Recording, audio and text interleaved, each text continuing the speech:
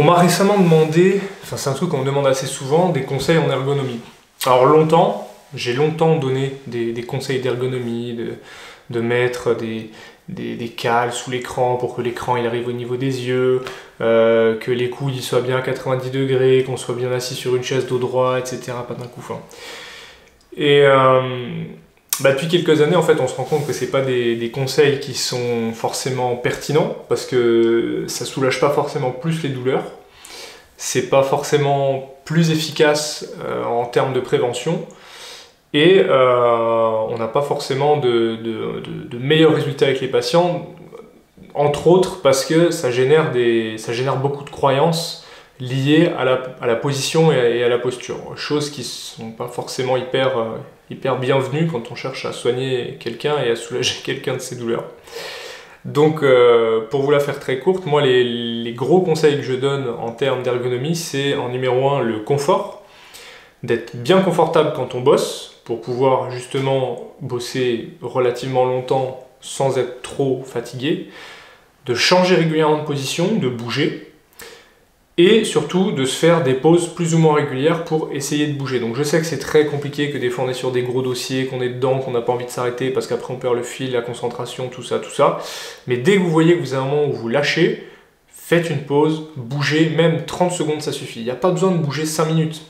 Ce que j'aimerais vraiment que vous enleviez, c'est cette idée qu'il faut du temps pour soulager ces douleurs. Non, il vaut mieux faire quelque chose un petit peu régulièrement que de faire 3 heures le dimanche, par exemple. Ça sera beaucoup plus efficace de faire des petits snacks de mouvement tout au long de la journée, plutôt que de faire véritablement une seule grosse session le dimanche. Ça, de toute façon, ça ne sera pas efficace, ça ne pourra pas sauver la semaine dans laquelle vous avez été. Et puis, il faut savoir que bien souvent, il n'y a pas que l'ergonomie qui rentre en compte dans vos douleurs. Parce que souvent, on met l'ergonomie en avant parce qu'il y a des douleurs, mais il faut savoir qu'il y a tout votre environnement de travail à côté, la relation que vous allez avoir avec les collègues, comment est-ce que vous vous entendez avec vos supérieurs, toutes les relations sociales qui vont être autour de votre job, dans quel état de fatigue vous allez être, comment est-ce que vous vous sentez en ce moment, vous voyez, ce serait très réducteur de résumer les douleurs que vous avez au boulot à la simple position que vous allez prendre. Il y a vraiment beaucoup de facteurs. Donc sur un plan purement physique, les choses auxquelles vous allez devoir faire attention, c'est uniquement, c'est déjà beaucoup, mais votre confort. Donc est-ce que vous êtes bien assis, est-ce que vous êtes confortablement installé à votre poste de travail, que vous soyez debout, assis, allongé, peu importe, je m'en fous. C'est est-ce que vous êtes confortable, et si vous ne l'êtes pas, est-ce que c'est une histoire de matériel ou est-ce que c'est plus vous une histoire de positionnement par rapport au matériel.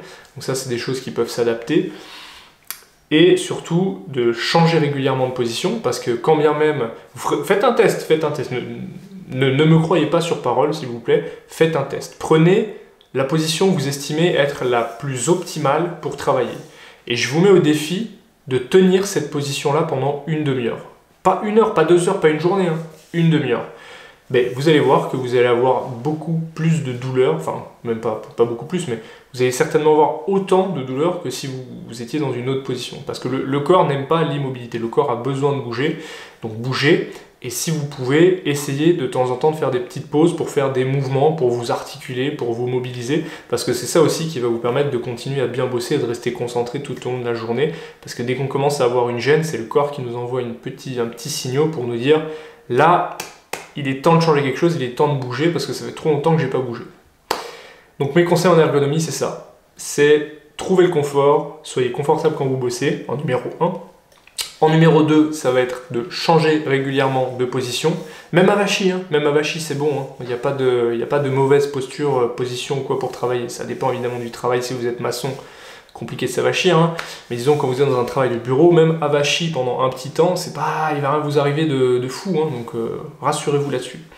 Et troisième chose, bougez régulièrement.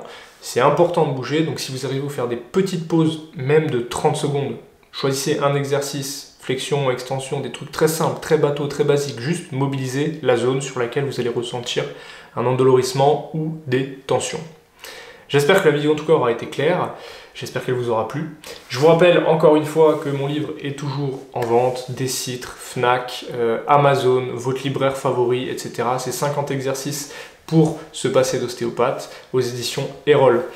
J'espère en tout cas que la vidéo vous aura plu. Si vous avez des commentaires, si vous avez des suggestions, si vous avez envie de m'écrire quelque chose, ce sera dans la section commentaires juste en dessous. Lâchez-moi gros pouce bleu. Je vous laisse ici et je vous souhaite une très belle journée et à très bientôt. Ciao.